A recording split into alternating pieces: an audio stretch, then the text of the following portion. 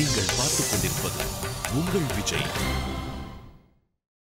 Officer அம்மா மருமக இல்ல, பெரிய மேடம் நீங்க. சொல்லு, நீ எப்பத்துல இருந்து பேண்ட் ஷர்ட் எல்லாம் போட்டுட்டு சுத்த ஆரம்பிக்க போற? பரவாயில்லம்மா, சொல்லு. நீ வேணும்னா அதை இப்ப தச்சு வச்சுக்க. ஆனா நீ போட்டுக்கணும்னா நானும் என் புருஷனும் செத்ததுக்கு அப்புறமா அதை போட்டுக்கோமா. எங்களுக்காக இதை நீ செய்வே இல்ல?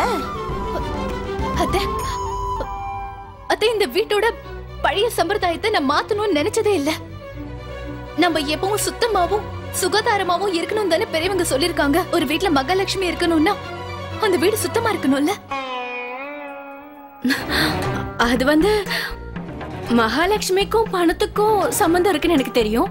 நாம இருக்கிற இடத்துக்கும் அவங்களுக்கும் என்ன சம்பந்தம் இருக்குன்னு நினைச்ச சிரிப்பு வந்துச்சு, அவ்வளவுதான். இதுவும் நல்லாதான் இருக்கு.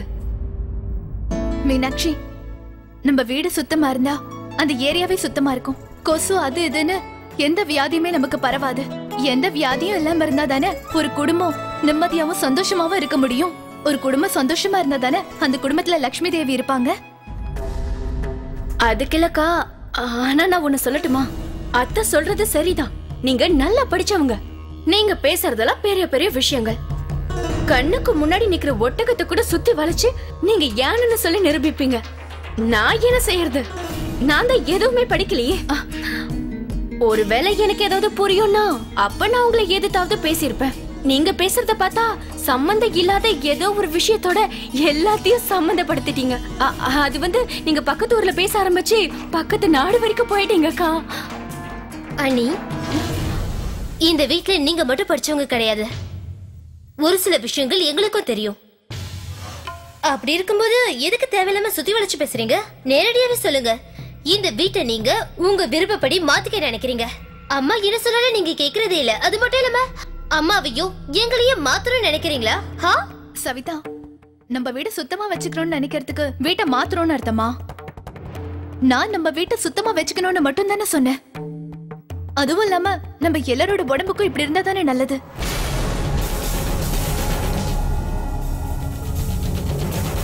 ஐயோ, விழுந்துட்டே.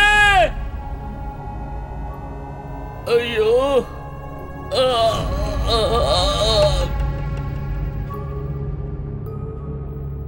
இந்த வீடுதான். என்னாச்சுப்பா? என்ன பாச்சு? பாத்துப்பா, என்னாச்சுப்பா உங்களுக்கு? கண்ணா, என்னன்னு சொல்றது? என்ன தெரியுமாப்பா, அது ஏதோ ஒரு படிக்காத முட்டாள் நாய் வாழைப்பழத்தை சாப்பிட்டு தோலை வழியிலேயே போட்டான். நான் பொறுமையா நடந்து போயிட்டு இருந்தேன். அந்த வாழைப்பழத்தோ மேலேயே கால் பட்டு நான் ரோட்லயே வழுக்கி விழுந்துட்டேன். சரி பாத்துப்பா, சரி உங்க ரூம் கூட்டு போயிடுவா. வேண்டாப்பா, இங்கே உட்கார வை. இங்க நல்லா காத்து வரும். அந்த வாழைப்பழத்தோல வழியில போட்டது யாருன்னு தெரியல. ஆனா ஒருவேளை அவன் மட்டும் கிடைச்சான், அப்புறம் நான் அவனை இல்ல, இது வரைக்கும் எனக்கான மொத்த மருந்து செலவையும் நான் அவன்கிட்ட வசூல் பண்ணுவேன்.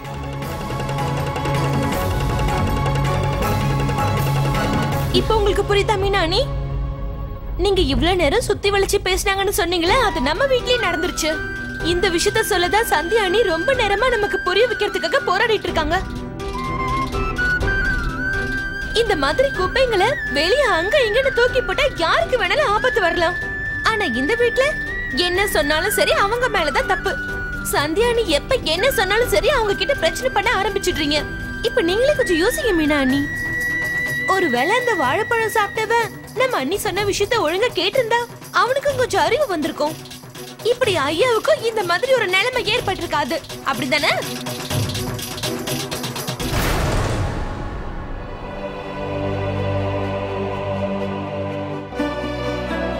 சந்தியா, நீ நினைச்சதை சாதிச்சிட்டோன்னு நினைச்சு இப்ப ரொம்ப சந்தோஷமா இருக்கல்ல? இன்னைக்கு வாயை அடைச்சிட்டேன்னு சந்தோஷப்பட்டுட்டு இருக்கல்ல? தயவு செஞ்சு அப்படியெல்லாம் நினைச்சிடாத. இவர் மெத்த மேல உட்காந்துக்கிட்டு இருக்கும் போதே கீழே விழுந்துருவாரு. அப்படி இருக்கும்போது ரோட்ல நடக்கும்போது விழ மாட்டாரா? ஒரு மனுஷன் தெருவுல நடக்கும்போது கீழே பார்த்துக்கிட்டு நடக்கணும். ஆனா நீங்க பீடா கடை எங்க இருக்கு, எங்க வெத்தலை பாக்கு கிடைக்கும்னு பாத்துக்கிட்டு இருப்பீங்க. இல்ல, பக்கத்து வீட்டுக்காரங்க பேப்பர் திருப்பி கொடுக்கலான்னு போனேன். நான் ஒண்ணு பீடா வாங்குறதுக்கு போகவே இல்ல. நாக்க பாரு, நாக்க பார்த்தல்ல. இங்க பாரு, நான் ஒரு சாதாரண மனுஷன். உங்க யாரோட வம்புக்கு நான் வர்றதே இல்ல. என் பாட்டுக்கு ரோட்ல நடந்து போய்கிட்டு இருந்தேன். யாரோ வாழைப்பழத்தோல ரோட்ல தூக்கி போட்டா அதுல வலிக்கு விழுந்துட்டேன்னு சொல்ல இப்ப போய் என்ன திட்டுறிய? கீழே விழுந்தா வலிக்கல, அந்த வேதனை உனக்கு எப்படி தெரியும்? வலிக்கு விழுந்தா எப்படி இருக்கும்னு எனக்கு தெரியும். பேசி முடிச்சிட்டீங்களா? இப்ப நீ என்ன சொன்ன? சுத்தமா இருக்கணும், வியாதி வராது, குப்பை தொட்டி இருக்கணும், குப்பைய வெளியே தூக்கி போடக்கூடாது இல்ல? இப்படி எல்லாத்தையும் சொல்லி கொடுத்தல. முதல்ல ஒண்ணு சொல்லுங்க ஆபீசர் அம்மா, இந்த விஷயத்த இந்த வீட்டுல மட்டும் இல்ல, நம்மள சுத்தி இருக்கிறவங்க எல்லாருக்கும் சொல்லு. இப்ப நீ என்கிட்ட என்ன சொன்ன? சுத்தமா சுகாதாரமா இருந்தா நம்ம எல்லாருக்கும் நல்லதுன்னு சொன்னல. என்ன பொறுத்த வரைக்கும் என்னோட பிள்ளைக்காக குப்பைய குப்பை டப்பால இல்ல, நீ மட்டும் அடம் பிடிச்ச குப்பை வண்டிய நம்ம வீட்டு வாசல்ல வந்து நிக்க வைக்க கூட நான் தயங்க மாட்டேன். அந்த வண்டியிலே நீ குப்பைய போடு, வருஷம் முழுக்க போட்டுக்கிட்டு. ஆனா அக்கம் பக்கத்துல இருக்கிறவங்கள என்ன செய்ய போற? என்னோட பெரிய அக்கா இருக்காங்க, விமலா இருக்கா, புஷ்பா, அவங்க எல்லா வீட்டுக்கு முன்னாடி போய் குப்பை தொட்டிய வைப்பியா? பதில் சொல்லு. ஏன் மௌனமா நிக்கிற? இல்ல தினமும் காலையில தொடப்பத்தை எடுத்துட்டு போய் பெருக்குவியா? போய் வேணும்னா பெருக்கு. சொல்றது ரொம்ப சுலபமான விஷயம் சந்தியா, ஆனா அதை செய்யறது ரொம்ப கஷ்டம். சின்ன வயசுல இருந்தே எங்க எல்லாருக்கும் இருக்கிற சில பழக்க வழக்கங்களை இப்ப வந்திருக்கிற நீ சொல்றதால எங்களால மாத்திக்க முடியாது. இன்னொரு விஷயத்தையும் சொல்லிடுறேன், குப்பைய வெளியே தான் தூக்கி போடணும்.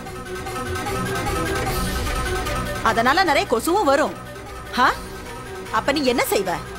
வியாதியும் நல்லா பரவும். ஏன் உன்னால எதுவும் பேச முடியலையா? சொல்லு, கேக்குறதுக்கு பதில் சொல்லு.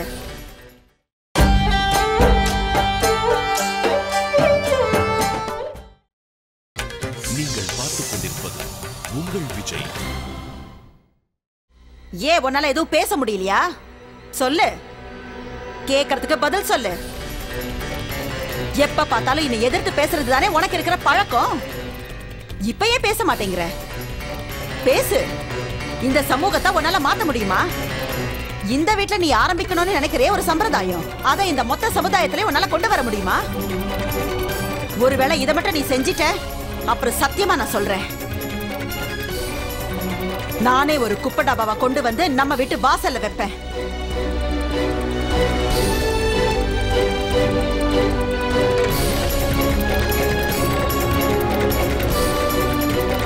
இல்ல வேண்டாங்க அத்தை, நான் உங்ககிட்ட ஒண்ணு சொல்லவா? இந்த ஏரியால இருக்கிற மொத்த பேரும் ஒரு தடவை இறந்ததுக்கு அப்புறம் மறுபடியும் பிறந்து வர தயாரா இருக்காங்க. ஆனா எந்த குப்பையும் குப்பை தொட்டில போட தயாரா இருக்க மாட்டாங்க. இது நிச்சயமா நடக்காது அத்தை. இந்த வீட்டு முன்னால ஒரு குப்பை டப்பாவை வைக்கிறதால மட்டுமே இந்த சமுதாயத்தை நீ மாத்த முடியாது. அதே மாதிரி வியாதிகள் பரவறதை உன்னால தடுக்க முடியாது. பதில் சொல்லுங்க ஆபீசர் மருமகளே, இப்ப பேசுங்க.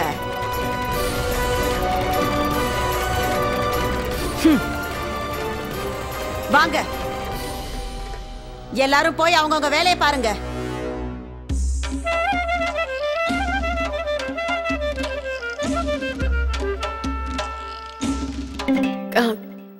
கடையில எனக்கும் நிறைய வேலை இருக்கு, நானும் கடைக்கு போறேன். எல்லாரும் போங்க.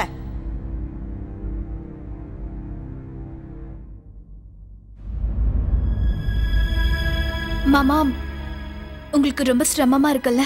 நான் போய் தண்ணிய சூடு பண்ணி உங்களுக்கு ஒத்தரம் கொடுக்கவா? இல்ல வேண்டாமா சந்தியா, என்னை பத்தி நீ கவலைப்படாத. எனக்கு இந்த வலியெல்லாம் ரொம்ப சகஜமாயிடுச்சு. ஒரு நாளைக்கு 4-5 வாட்டி இந்த வலி வந்துட்டு வந்துட்டு போகும். இதெல்லாம் கண்டுக்க கூடாது. அதோட மழை பெஞ்சாலும் சரி, குளிர்காலம் வந்தாலும் சரி, எனக்கு முட்டி வலி தானா ஆரம்பிச்சிடும். இந்த வலியை பத்தி எல்லாம் கண்டுக்காதம்மா. உன்னோட அத்தை இருக்காங்கல்ல, அவங்க சொல்றதெல்லாம் சரிதான். நான் ஏற்கனவே ரொம்ப மோசமான ஆள்மா. ஒரு நாளைக்கு 2-3 தடவை தரையில விழுந்து வரலன்னா நான் உயிரோட இருக்கனா செத்துட்டேனாங்கிற செய்தி கூட யாருக்கும் தெரியாது. ஆனா சந்தியா, இன்னைக்கு நான் விழுந்தது என்னை பொறுத்த வரைக்கும் மொத்த வசூல் ஆயிடுச்சுன்னு நினைக்கிறேன். சரியான நேரத்துக்கு நான் வந்துட்டேன். அரை நிமிஷமாவது சரி என்ன பார்த்த உடனே உன் மாமியாரால பேசவே முடியல. வாயடைச்சு அப்படியே நின்னுட்டா. ரொம்ப சந்தோஷமா இருக்கு எனக்கு. சொல்ல போனா என் மனசுக்கு ரொம்ப நிம்மதியா இருக்கு. அப்படியா? சரோஜா, எத்தனையோ வருஷமா எனக்கு அது முதுகு வலி இருந்தது இல்ல, எனக்கு என்னமோ இப்போ அது சரியாயிட்ட மாதிரி இருக்கு. இப்போ வலி ஓரளவுக்கு கம்மி ஆயிடுச்சு. ஆனா ஒண்ணு சந்தியா, எனக்கு ஒண்ணு நல்லா தெரியும். இந்த வீட்டுல நீ செய்யறதெல்லாம் என்னை பொறுத்த வரைக்கும் சரிதாம்மா. இந்த ஏரியால இருக்கிற மத்த பொம்பளைங்களா இருக்காங்கல்ல, அவங்க எல்லாம் கிணத்துல இருக்கிற தவளைங்க மாதிரி. அவங்க எப்ப பார்த்தாலும் என்ன மாதிரி ஆம்பளைங்களை தொல்லை பண்ணிக்கிட்டே இருப்பாங்க. ஆனா எப்போ அவங்க கணக்கை தாண்டி போனதில்ல. உலகத்தை பத்தி அவங்களுக்கு எந்த விவரமும் தெரியாது. எது சரி எது தவறுன்னு எதுவும் தெரியாது. ஒண்ணும் இல்ல. அதனால சந்தியா, அந்த கடவுள் தான் ஏதாவது புதுமையை செஞ்சு இவங்க எல்லாத்தையும் மாத்தணும். அப்பா சரி போதும், நீங்க உங்க ரூமுக்கு போய் ரெஸ்ட் எடுங்க. சரிப்பா சூர்யா. எழுதுங்க. கண்ணா சூர்யா, நம்மள மாதிரி ஆளுங்க ரோட்ல போகும்போது வலிக்கு விழுந்துட்டா சுத்தி இருக்கிறவங்க எல்லாம் கிக்கி கிக்கின்னு சிரிக்கிறாங்க. நீ எனக்கு ஒரு சின்ன உதவி செய்றீங்களா? அதாவது ஸ்டோர் ரூம்க்கு உள்ள ஒரு ரூம் இருக்குல்ல, அதுல ஒரு பழைய பெட்டி இருக்கு. அத என்னால திறக்கவே முடியல. நீங்க வந்து கொஞ்சம் உதவி செய்றீங்களா? நான் அதை திறந்து கொடுக்கறேன், வா. அதாவது நீங்க முதல்ல போக, நான் பின்னாடியே வரேன்.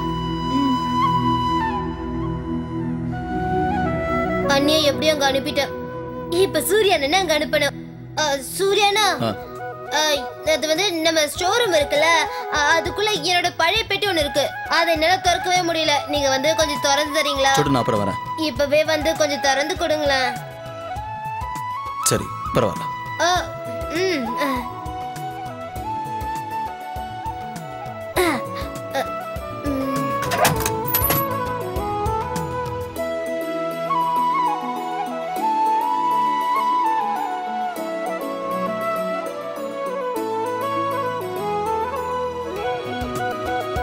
இங்க நிறைய இருக்கே.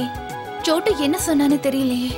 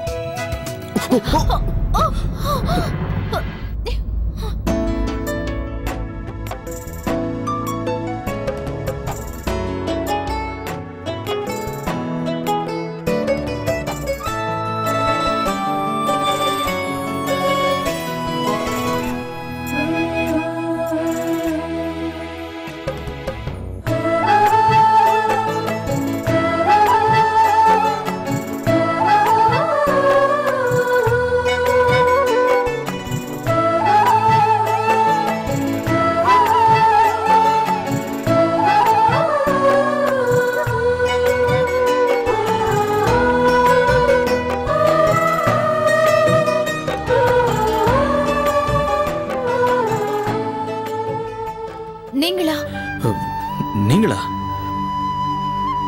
அது சோட்டு தான்.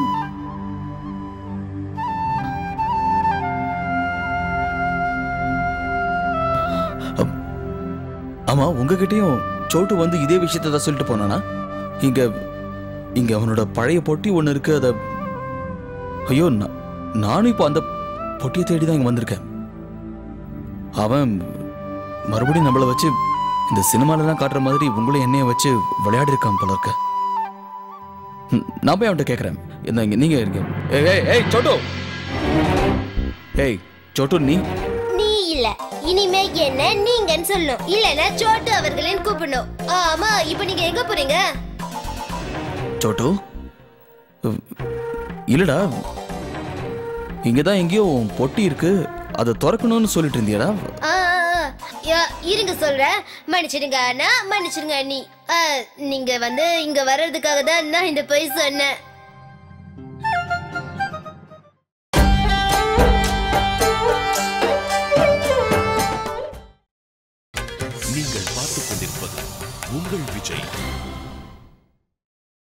சொட்டு முதல்ல ஏன் எங்க எல்லாரையும் வர சொன்னு புரியுற மாதிரி சொல்லு. அது அம்மா அன்னிக்கிட்ட இத பத்தி எல்லாருக்கும் புரிய வைக்கணும்னு சொன்னாங்கல்ல. இன்னைக்கு அம்மா அந்த யோசனையை சொன்ன உடனே சொட்டுனி என்னோட குட்டியோண்டு மூளைக்குள்ள ஒரு அற்புதமான யோசனை வந்துச்சு. டேய், ஏதாவது படம் கிடம் பாத்தியா? இல்லங்க சூரியனா, இந்த யோசனை படத்துல பார்த்தது இல்ல. சொல்ல போனா என்னோட மூளையில இது தானா வந்துச்சு. சோட்டு. சரி சரி ஒத்துக்கிறேன். இத நான் ஒரு கிராமத்துல பார்த்தேன்.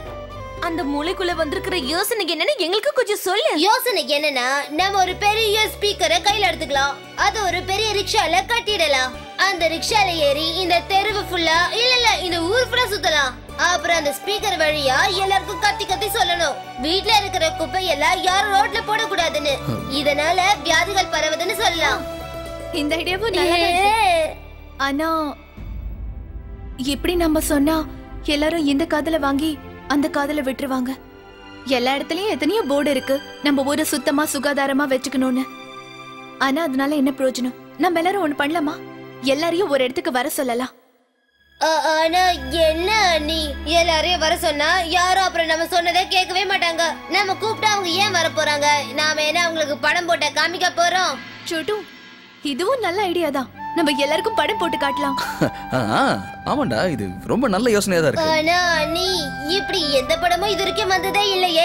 சுத்தத்தை பத்தியும் சுகாதாரத்தை பத்தியும் எதுலயும் சொல்லல. அப்படி ஒரு படத்தை நான் பார்த்தது இல்ல. நீங்க ஏதாவது பாத்திருக்கீங்களா என்ன? நானும் பார்த்ததில்ல. ஒரு நாடகம் போடலாமா? நாடகம் ஓகே. ஆனா அந்த நாடகத்துல நடிக்க போறது யாரு? பொம்மலாட்டம் ஏற்பாடு பண்ணலாம். இது ரொம்ப நல்ல யோசனை. நீ உங்களோட மூளை இருக்கே கம்ப்யூட்டர் வேகத்துல ஓடுது. கம்ப்யூட்டர் இல்ல கம்ப்யூட்டர். அதேதான். அப்பனா சரி, நம்ம எல்லாருக்கும் பொம்மலாட்டம் ஏற்பாடு பண்ணி காட்டலாம். ஆனா ஒண்ணு, அந்த பொம்மை எல்லாம் யார் தயார் பண்ணுவா? ஐயோ, என்ன கேள்வியா நீ இது? இப்ப நமக்கு நடுவுல ரொம்ப திறமையான ஒருத்தர் இருக்காரு. நீங்களா? நானா? இல்ல நீ நம்ம சூர்யான்னு இல்ல. நான் சொல்றாலும் பொம்மை மாதிரி தான் இருப்பாங்க. நாள் முழுக்க தொண பேசிக்கிட்டே இருப்பாங்க. என்ன கஸ்தூரி, நீயா? உனக்கு இது பொம்மைல செய்ய தெரியுமா? என் அம்மா இருக்காங்கல்ல, அவங்க சின்ன வயசுல இந்த மாதிரி பொம்மைங்க செஞ்சு வைப்பாங்க. ஆமா, அவங்க கிட்ட இத நான் நல்லா கத்துக்கிட்டேன். நீ நீ எனக்கு சொல்லி கொடுக்கறியா? உங்களுக்கா? அண்ணி, நீங்க ரொம்ப படிச்சவங்களாச்சே. உங்க முன்னாடி நாங்க எல்லாரும் படிக்காத பொம்மைங்க மாதிரி தான். இத நீங்க கத்துக்கிட்டு என்ன செய்ய போறீங்க? கஸ்தூரி, நான் புஸ்தகத்துல இருந்து கத்துக்கிட்டேன். நீ வாழ்க்கையில இருந்து கத்துக்கிட்டேன். அதுவும் இல்லாம இப்பதான் என்னோட வாழ்க்கையில நிறைய விஷயங்களை கத்துக்க ஆரம்பிச்சிருக்கேன். எந்த அளவுக்கு படிக்க முடியுதோ அந்த அளவுக்கு நம்ம படிச்சு தெரிஞ்சுக்கணும். அதுவும் இல்லாம புத்தகத்துல இருந்து நீ ஏதாவது தெரிஞ்சுக்க ஆசைப்பட்டனா அதெல்லாத்தையும் நான் உனக்கு சொல்லித்தரேன் கஸ்தூரி. நிஜமாவா? எல்லாமே சரிதான் நீ. ஆனா அந்த பொம்மைங்களா இப்போ என்ன செய்ய போகுது? நமக்கு ஏதாவது கதை வேணும்ல. நம்ம கதையை எங்க இருந்து கொண்டு வர்றது? அத பத்தி நீ கவலைப்பட வேண்டிய அவசியமே இல்ல. அந்த பொம்மைங்க என்ன பேசும், என்ன செய்யும், அது எல்லாத்தையுமே நான் பாத்துக்கிறேன். சூர்யானா, கடை பத்தி கவலையப்பட வேண்டாம். நம்ம ராஜா இருக்கால, அவங்கிட்ட நான் எல்லாத்தையும் தெளிவா சொல்லிடுறேன். ஒரு நாளைக்கு தானே அவன் வந்து பாத்துப்பா.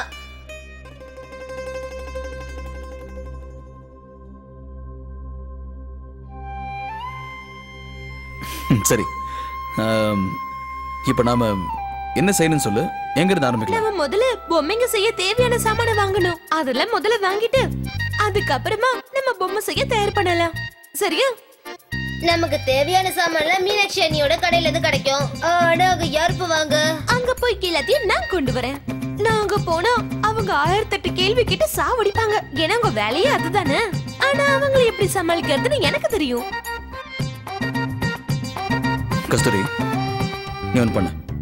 இந்த பணத்தை கொண்டு போ. நிறைய பொருள் வாங்க வேண்டியிருக்குல்ல. சூர்யாயா, உங்களுக்கு ஒண்ணு தெரியுமா? என் தலையில போட்டிருக்கிற கிளிப்ல இருந்து என் கால்ல போட்டிருக்கிற கொலுசு வரைக்கும் எல்லாம் இந்த வீட்டுல கொடுத்ததுதான். இப்போ என் அன்னைக்காக இந்த வேலையை செய்ய போறேன். இதுக்கு போய் நான் பணம் வாங்குவேனா? எனக்கு பணம் எல்லாம் ஒண்ணும் வேண்டாம். கஸ்தூரி, நீ எங்களுக்கு துணையா இருந்தாலே போதும். அதுவே விலை மதிப்பு இல்லாத விஷயம். இந்த பணத்தை பொடி. இது பத்தலன்னா என்கிட்ட கேளு. சரி. ரொம்ப சந்தோஷம். நான் போய் கத்திரிக்கோல், நூலு, ஊசி எல்லாத்தையும் எடுத்துட்டு வரேன். அப்புறம் நான் போய் நமக்கு தேவையான அழகான துணிமணி அலங்காரம் எல்லாம் கொண்டு வரேன். சரிங்க, நான் போய் என்ன கொண்டு வரேன். நீங்க ஒரு முக்கியமான வேலை செய்ய வேண்டியிருக்கு. இந்த பொருள் எல்லாத்தையும் ஒன்னா சேர்க்கணும், அதை ஒட்டணும் இல்லையா? மோகன் கிட்டயோ சவிதா கிட்டயோ போய் கம் வாங்கிட்டு வாங்க. பசை இருந்தா தானே பொருளை ஒட்ட முடியும். சரிங்க, நான் இப்பயே போய் கொண்டு வரேன்.